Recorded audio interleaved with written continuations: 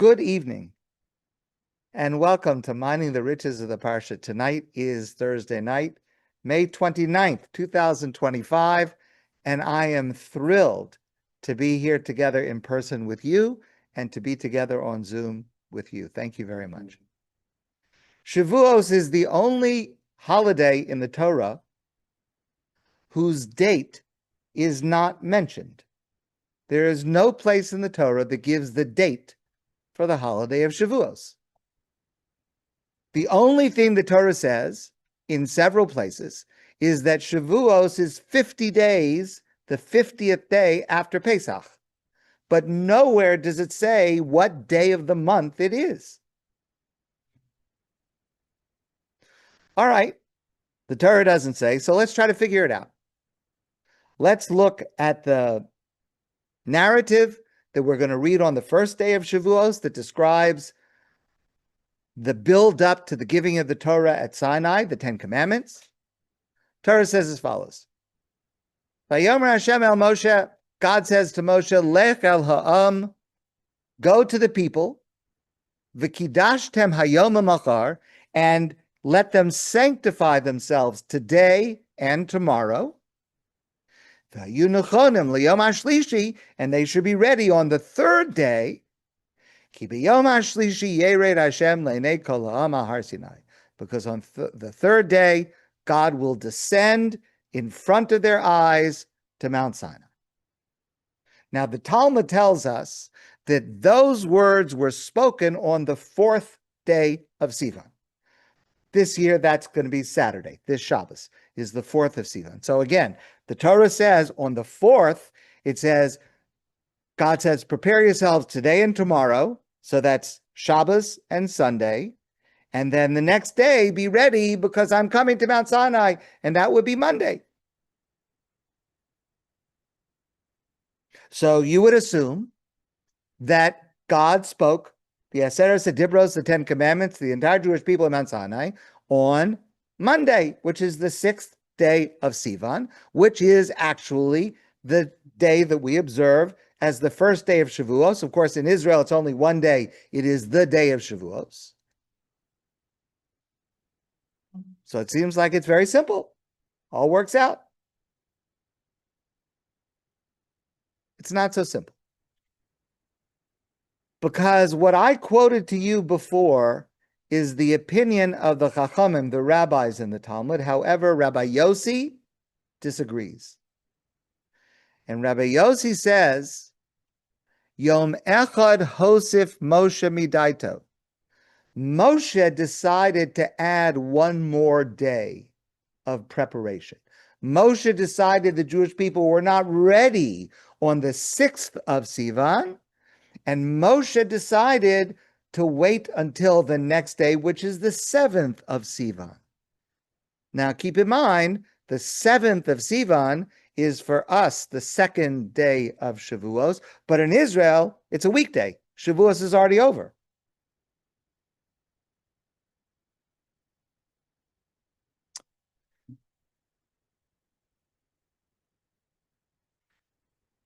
So that's a problem, because many sources indicate that the authoritative opinion is the opinion of Rabbi Yossi. So if the opinion is like Rabbi Yossi, then there are three questions. Number one, why is no date of the month given for Shavuos? Why is it the only holiday that does not have a date of the month given anywhere? Number two, why does the Torah never mention the holiday of Shavuos in connection with giving the Torah at Sinai? Nowhere in the Torah does it say that. The Torah says, in one place it calls the holiday Chag HaAsif, which means the holiday of harvest. Another place it's called Chag Shavuos, the holiday of weeks. Another time it's called Yom HaBikurim, the day of the first fruits.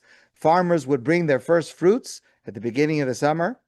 And another place it says Chag Shavuot, again, the holiday of the weeks. But nowhere does the Torah say that Shavuos is the holiday of receiving the Torah at Sinai.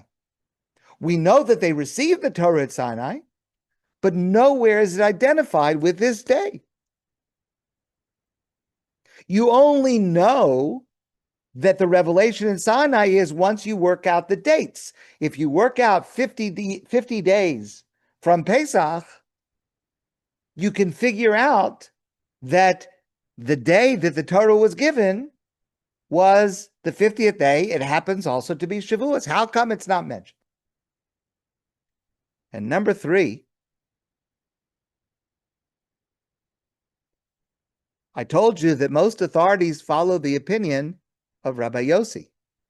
Now, the opinion of Rabbi Yossi is very, very difficult because if that's true, then the actual giving of the Torah at Sinai was not on the 50th day after Pesach. It was on the 51st day. In other words, it was not on Monday. It was on Tuesday. So what happened on Monday? Why are we observing the first day of Shavuos on Monday if nothing happened that day? And in Israel, they miss it completely because they're observing only Monday. Nothing happened on Monday. The revelation at Sinai was on Tuesday. So why are we observing Shavuos on the day that we're observing it? Now, there's a very important authority, lived in the 1600s, known as the Magen Avram. The Magen Avram wrote a commentary to the Shulchan Aruch, the Code of Jewish Law, and he says something very, very surprising. He gives an answer that actually only makes the question more difficult. He says, from here we see the source of the second day of Yom Tov. Outside of Israel, we observe 2 days of Yom Tov. So you see the source of the second day of Shavuos. Now, that is very, very difficult to understand. First of all, yes, certainly it's true that the second day of Shavuos is much more significant than the second day of any other Yom Tov, because let's say Pesach and Shavuos, we know it's the first day. We keep 2 days because we live outside of Israel. But the event happened on the first day. The Exodus was on the first day of Pesach. But here, according to what the Magen Avram is saying, so the second day has a lot of significance because the actual event of the revelation happened on the second day. But that's a very, very difficult answer because, first of all, what about the people who live in Israel? They don't have a second day. What about during the time that the Beit HaMikdash was standing in Jerusalem? There was no second day. So the Magen Avram's answer is very, very difficult to understand. Now, we've discussed this question before, and I have shared a number of answers with you before, but tonight I have 2 new approaches to share with you that I have not shared before. The first approach is going to answer the first question and the second question, and the answer is provided by the Maharal, Rabbi Yehuda Lowy of Prague. And he says as follows. Obviously, Shavuos is a Yom Tov, it's a holiday. If it's a Yom Tov, that means that we're supposed to celebrate. There's a mitzvah of simcha, to rejoice, celebrate. If the Torah would have said explicitly that the giving of the Torah at Sinai was on Shavuos, then we would be commanded to celebrate the giving of the Torah on Shavuos. But says the Maharal, that's not what God wanted. God does not want to command us to celebrate the giving of the Torah. God wants us to come to the realization ourselves that we are going to celebrate receiving the Torah at Sinai. So therefore, it's specifically not mentioned as the day of the giving of the Torah, so that we on our own would come to the understanding, oh my goodness, we received the Torah at Sinai on this day, and we're rejoicing. We don't say, oh my goodness, what a burden. Now we have all these mitzvahs. Yesterday I could do whatever I wanted, and today I'm burdened by all these mitzvahs. No. On the contrary, we celebrate. We say, wow, this is fantastic. Thank you, God, for giving us all these opportunities. 613 ways to make meaning in our lives, to beautify our lives. We want to celebrate that. So it couldn't have been commanded. It's got to come from us. And the Chassam Sofer, a great scholar in the early 1800s, he says it's the same idea as a bar mitzvah or a bat mitzvah. So when a boy becomes 13, a girl becomes 12, they become of age and they're obligated in all the commandments. In a certain sense, Shavuos was like the bar mitzvah of the entire Jewish people because they became obligated in all the commandments. But the practice has developed over centuries that we celebrate a bar mitzvah. We celebrate a bat mitzvah. We have a party. We have music. We have a big meal. We celebrate it. Why do we celebrate it? Exactly for the same reason. Because the only thing that Jewish law says is from this day, this young man or this young woman is obligated to observe all the commandments. Now, this young man or this young woman may feel, what do I need it for? I'd rather be able to do what I want. I'd rather be able to go out Friday night with my friends and eat whatever I want. But the Jewish people has come to the realization that this is something to celebrate. It's a fantastic thing that I have these opportunities to do these mitzvos. And so we on our own, the Jewish people on our own, not commanded, the Jewish people on our own came to the realization we need to celebrate. And it's exactly the same thing for Shavuos. And Rabbi Yehuda Amital adds this, and this is what becomes very practical for us. Rabbi Yehuda Amital says that the Jewish people traveling towards Sinai, they reached this level, that by the time they got to Sinai, they were excited, they were enthusiastic, they were passionate, and they on their own celebrated receiving the Torah at Sinai. But Rabbi Yehuda Amital says, it's not necessarily true for every individual. There is work to do before Shavuos. We are required to prepare for Shavuos. And one of the ways we are to prepare for Shavuos is to think to ourselves to reach a level where we want to celebrate receiving the Torah. It is something that we're supposed to relive and reenact every year. And so what a person should be doing between now and Sunday night and Monday, when Shavuos starts, is to think to myself, when Shavuos comes, I'm really going to be happy. I'm really going to celebrate. It's going to be a joyous event because I have all these opportunities to beautify my life, to give meaning to my life. But that's something that we have to work on ourselves. It doesn't happen automatically. It's got to come from us.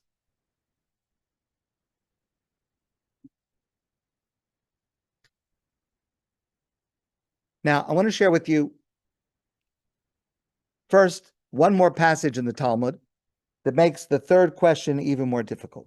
You know that today our calendar is set in advance.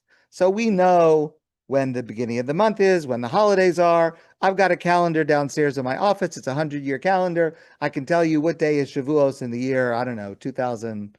I don't know how far it goes. Far enough for my life, I'm sure. So we know in advance. We know in advance. But in former times, when the Beit HaMikdash, the Holy Temple, was standing in Jerusalem, they didn't know in advance. Each month was determined based on eyewitnesses that would come to the court in Jerusalem and say, we saw the moon in its new phase, and they would, and the court would say, Mekudesh, today is the beginning of the new month. Okay, so the Talmud says that it is possible for the first day for Shavuos to fall on either the 5th or the 6th or the 7th of Sivan, depending on whether, because each month could either be 28, 29, or 30 days. So if both months of Nisan and Iyar are 29 days, that would work out that it's going to be the 7th of Sivan. But if both of those months are 30 days, it's going to come out, Shavuos is going to be on the 5th of Sivan. Hold on a second. The 5th of Sivan is this Sunday. Nobody says Shavuos is on Sunday, even though there's a dispute in the Talmud whether it's Monday or Tuesday, but nobody says Sunday. So, and nothing happened on Sunday. So how could you possibly celebrate Shavuos on Sunday? So listen to what Rabbi Yechezkel Landau says. Rabbi Yechezkel Landau was also a rabbi in Prague, different time as the Maharal, great scholar. And he says that the 5th day of Sivan was very significant. This Sunday is a very significant day on the Jewish calendar because this is the day that the Jewish people said the words Naaseh v'nishma. We will do what you command and we will learn about what you want. In other words, they said, we're making a commitment to you, God, that we're going to observe your commandments even before we hear what they are. In other words, what one way to understand that is they're saying, listen, God, we are convinced that whatever you tell us to do is good for us, that whatever you command us is in our best interests, and we commit to doing whatever you say, even before we hear what it is. That was an amazing statement of confidence and faith in God. And that happened on the 5th of Sivan, because that was in preparation for the actual revelation. So says Rabbi Landau, the 5th makes sense to celebrate Shavuos. The 6th makes sense to celebrate Shavuos because it's the day of preparation. And the 7th makes sense to observe Shavuos because it's the day that the actual revelation in Sinai took place. But I want to share with you one more approach. And this is a very, very different approach. I heard this approach from Rabbi JJ Schacter. There are a number of scholars who assert this, who says as follows. Shavuos does not celebrate the giving of the Torah at Sinai. That's not what the holiday is. Yes, it is true in our prayers we do say Zman Matan Torasenu, the time of the giving of the Torah. That's true in our prayers. But says Rabbi JJ Schacter, it did not happen on that day. It happened the next day. So what do we celebrate on the 6th of Sivan? What do we celebrate on the first day of Shavuos? We celebrate that that's the day of preparing to receive the Torah. And the message is preparing to receive the Torah at Sinai is even more important than the actual event itself. And that's why specifically we celebrate this holiday the day before the actual Torah was given, because our emphasis is not on the giving of the Torah. Our emphasis was on our work to prepare to receive it. In other words, the commitment to follow the Torah is not focused on just one day. It's something that we have to work on every single day of our lives. And so coming back to the Maharal, what you see from this Yom Tov, this holiday is a holiday that requires work on our part. And the days leading up to Shavuos are the days of preparing for it in two ways: to prepare to be ready to receive the Torah at Sinai, to live, and again, to reaffirm again this year, to live our lives in accordance with the Torah. And number two, to be ready to celebrate, to feel that the receiving of the Torah at Sinai is something that we are going to rejoice and celebrate and be happy about. And that is work that we have to do to prepare ourselves in these days that lead up to the holiday. I want to move to another subject, a very different subject. Throughout my career, I have been interested in Ethiopian Jews. I've tried to help Ethiopian Jews.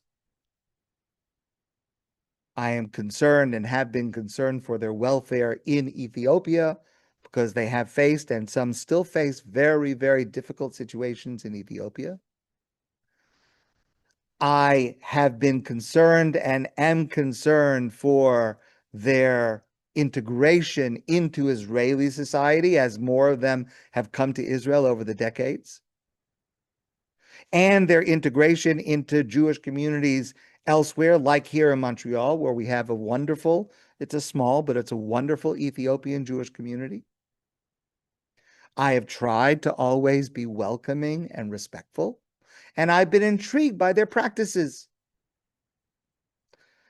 And I've been inspired by them, inspired by their commitment to God, commitment to the Jewish people in face of great challenges. Even now in Israel, there is still, I'm sorry to say, I'm ashamed to say, there is still discrimination in Israel. There is racial discrimination in Israel. The integration of Ethiopian Jews is growing. Respect for Ethiopian Jews in Israel is growing. And at the same time, there is discrimination and there is racism. Both are true. I can't deny either of them. Now, one of the major issues that has faced authorities in Jewish law concerning Ethiopian Jews is whether they require conversion in order to be accepted as Jews in the Jewish community, because there are questions as to whether their lineage is authentic to be able to state that they are Jews, or do they require conversion? That is a very, very controversial topic. It's a very sensitive topic, and it is not my topic for tonight. So we're not going to discuss that. But I do want to share a different subject. It's an extraordinary part of this story that does relate in a certain way to conversion. And this is the right time to discuss it, because this holiday, Shavuos, we focus on the strength and the inspiration we receive from those who choose to become Jewish, who convert to Judaism, following the righteous path of our matriarch Ruth. We read the story of Ruth, the book of Ruth, on the second day of Shavuos, and her path of converting to Judaism is deeply intertwined with our celebration of receiving the Torah at Mount Sinai, and we've discussed that connection in the past. We'll leave that for now. But this is something that I've said often, and it bears repeating. Every person who converts to Judaism brings their own unique gifts to the Jewish people. And we, the Jewish people, are better because of each person that converts to Judaism. So I want to share with you, introduce you first to a woman named Dr. Marva Shalev Marom. She was born and raised in Jerusalem. She lives in Israel. And for more than a decade, she has dedicated herself to understanding and helping Ethiopian Jews in Israel. And some time ago, she was interviewed by Daniel Gordis, who I've quoted many, many, many times. So what I want to share with you tonight is just an excerpt from this interview that I think is very important to understand before Shavuos. Now, this is not the entire interview, and the interview is much more detailed, and the story is more nuanced. I'm just picking out one theme of this interview to share with you tonight. So Daniel Gordis says, first of all, just to point out that unfortunately over the last months since this war started, so in the Israeli newspapers, very often, sadly, they had the photos of soldiers who were killed the day before. And many of those faces are the faces of Ethiopian Jews, because Ethiopian Jews are overrepresented not only in the IDF, but among officers in the IDF. So Marva says it's a tragic side, but also it's part of what this ancient community perceives as their Jewish destiny. They see that it is a privilege to be part of the IDF, to be fighting to protect the land of Israel and the people of Israel.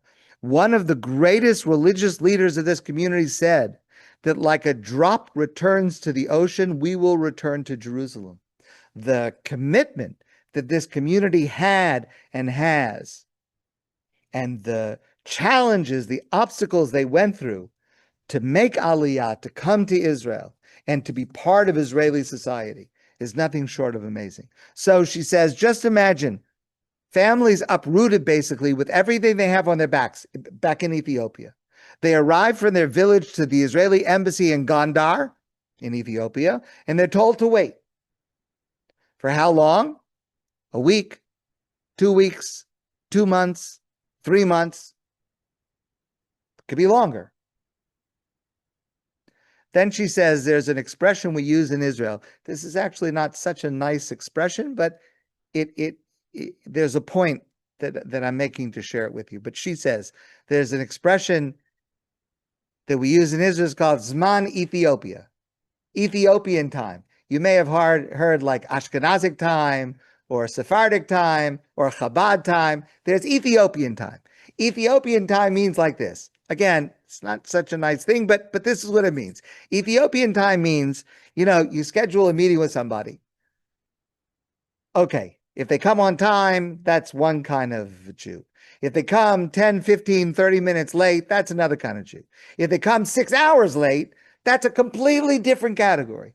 That's somebody that just has no conception of time. That's called Zman Ethiopia. Just not on the same wavelength when it comes to time.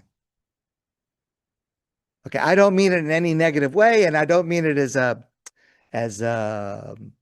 any kind of stereotype. I'm just telling you what this woman Marva says.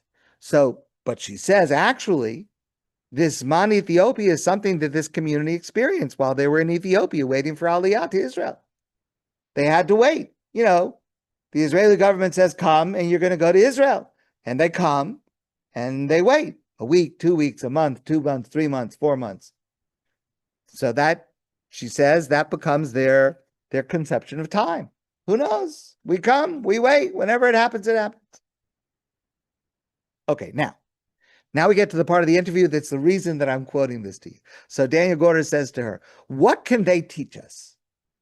What can we learn from Ethiopian Jews? What can their traditions teach us at this moment in Israel's history? And this is the point that I want to make. I'm not saying they're converts. I'm not saying they need conversion. That's not what I'm saying. But I am saying that there's a way to look at this community in terms of how it enriches us, how we can learn from it. And listen to what Marva Marom says. She says, Ethiopian tradition, first of all, is based on respect. Respect for elders, mostly. When you see your father, your grandfather, you kiss their knees. If they ask you to do something, that comes first, before anything else. I think that in terms of the honor people get just for being who they are without proving anything, that deep respect is something that we all need.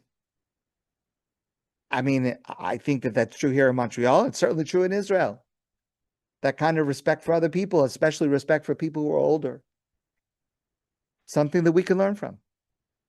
Another thing, she says, is the wholeness of the community and the family. In anthropology, she says, we talk about the Ethiopian family as one of the most resilient structures we know on earth, because it's an organization that can receive more and more people without breaking. They're able to share. They're able to survive as a community.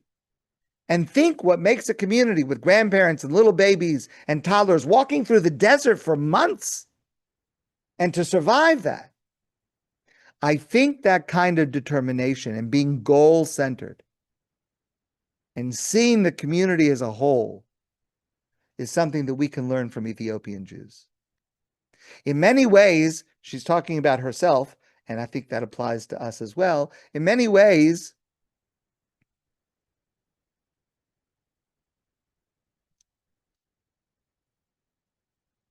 we developed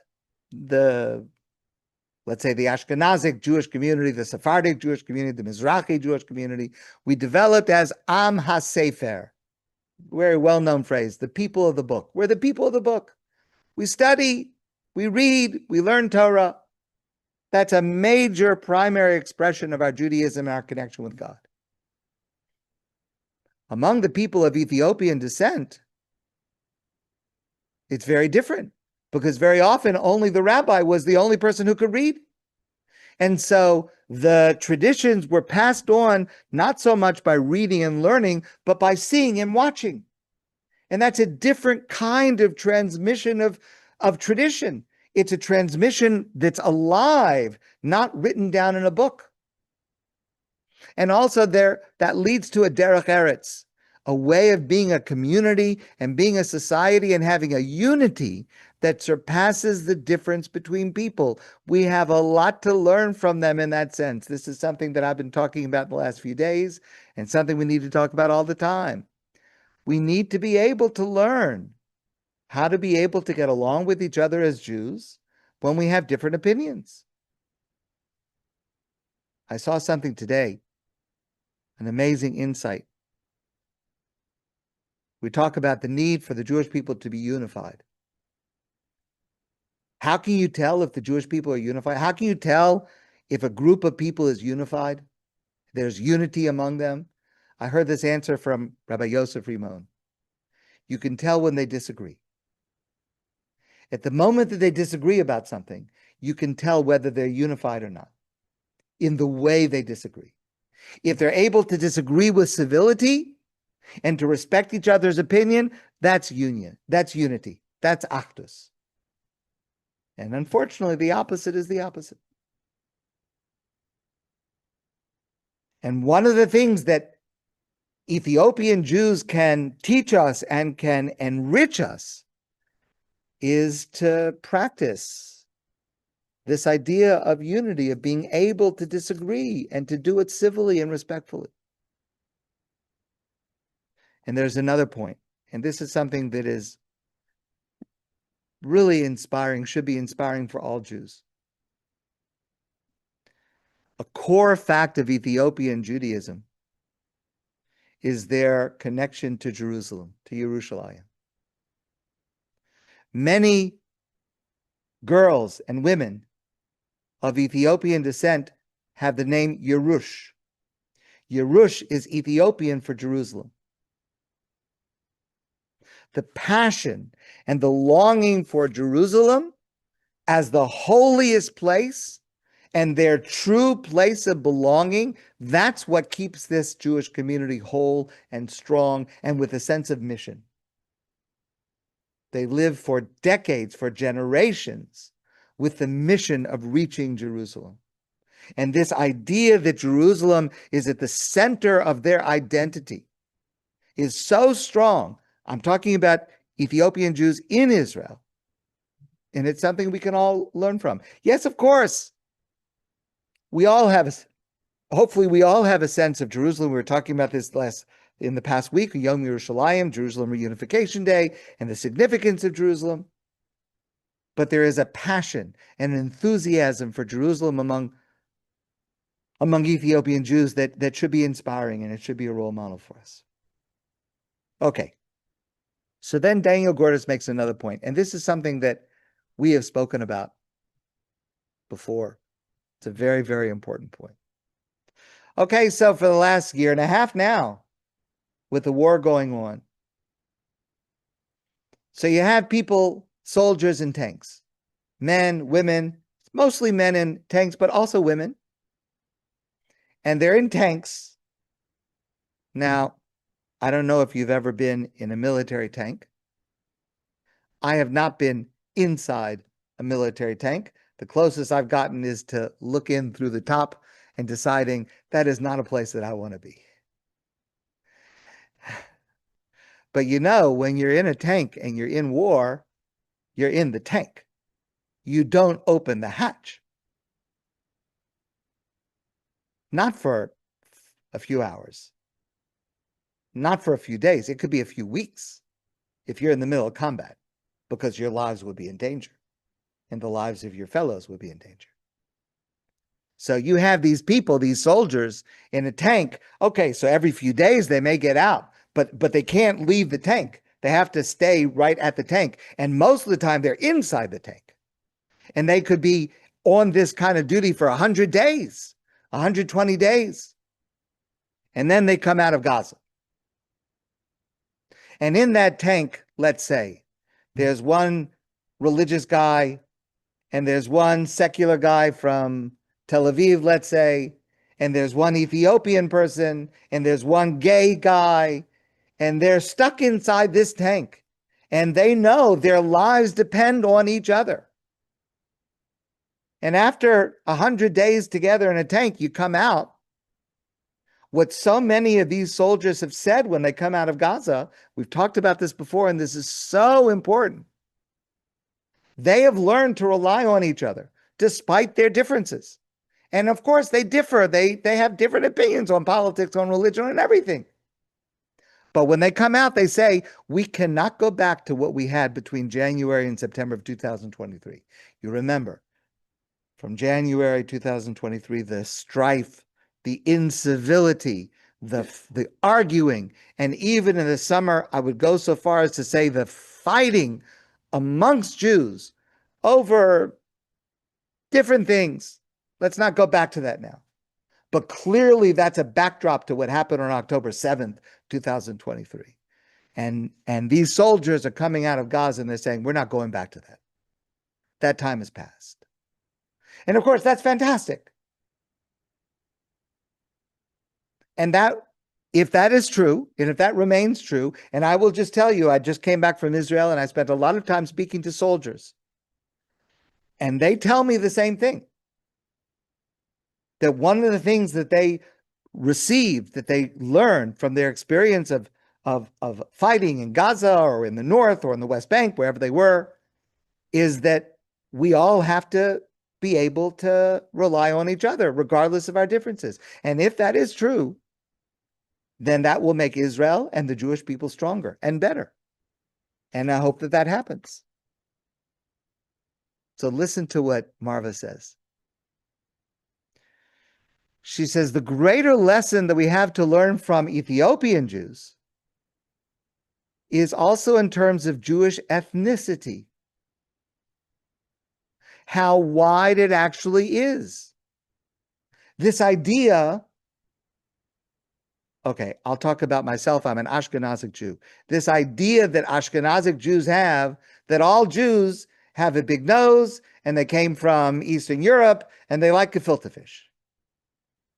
Okay, but that's a very narrow view of Judaism. That refers to a very specific group of Ashkenazic Jews. But a lot of Ashkenazic Jews think that that's all of Judaism. And I'm sure there are Sephardic Jews that think that their way is the only way in Judaism. The idea that there are Jews, authentic Jews, genuine Jews of every single skin color and every different ethnicity and every language and different sets of customs. Ethiopian Jews in Israel are helping to redefine the image that all Jews should have. What does a Jew look like? What does a Jew look like? I'll tell you. A Jew looks like any single human being in the world. There is no color that is specific to Judaism. There is no ethnicity that's specific to Judaism. There's no language that's specific to Judaism. There's no food that's specific to Judaism. It's every single kind of person in the world. And having this group of visibly identifiable in terms of their skin color helps to change people's perception of what a Jew looks like, what an Israeli looks like. And of course, that opens us up, all of us. It opens us up to realize that my way of looking at things is not the only way. That there are other ways of being Jewish. I'm talking about within the Orthodox world. Yes, of course, there are other denominations and other beliefs. Yes, and they're also Jews. But I'm just talking about, let's limit it just to the Orthodox world. There are different ways of being and different ways of expressing Judaism that I'm familiar with. My way is not the only way. And if we could all get that, if I could get that through my thick skull and everybody could integrate that into their thinking, we would be a better people. So listen to this last comment that Marva makes. She says that there's a new era in Israel today. She says Israeliness used to be about exclusivity. I'm Israeli, you're not. exclusivity and sacrifice. How much did you have to give in order to become Israeli? You didn't give as much as me. You gave more than me. And then we have these terms. We refer to some Jews as Haredi. Well, Haredi is an exclusive term. I'm Haredi and you're not. Or Chiloni, secular. I'm Chiloni and you're not. They're exclusive terms. Dati, which means religious. I'm Dati and you're not. Those are terms that are exclusive. But Marva says what we're seeing in Israel today is that Israeliness is becoming more about inclusion rather than exclusion, about seeing that there are different models of what it means to be Israeli, what it means to be Jewish. And that is something that the Ethiopian Jewish community is helping us to be able to see. Those people in the tank that I talked about before, they could agree on nothing. And yet they're still in the tank together and their lives are intertwined and our lives are intertwined. And she says, I think we are now at the point of seeing inclusivity as the new pathway to Israeliness rather than to exclusivity. Especially as we approach the event of the revelation at Sinai on Shavuos that created our Jewish identity in all of its flavors and in all of its varieties. Hopefully, each individual who is Jewish and each individual, each group who comes to join the Jewish people will likewise teach the rest of us so that we are all better and we are all richer because of each other. And that is what Ethiopian Jewry can teach us. And that ultimately is what we should receive from the holiday of Shavuos. My friends, I wish you a great evening, a beautiful Shabbos, and a wonderful and inspiring Shavuos holiday. And I look forward to seeing you again in person very soon.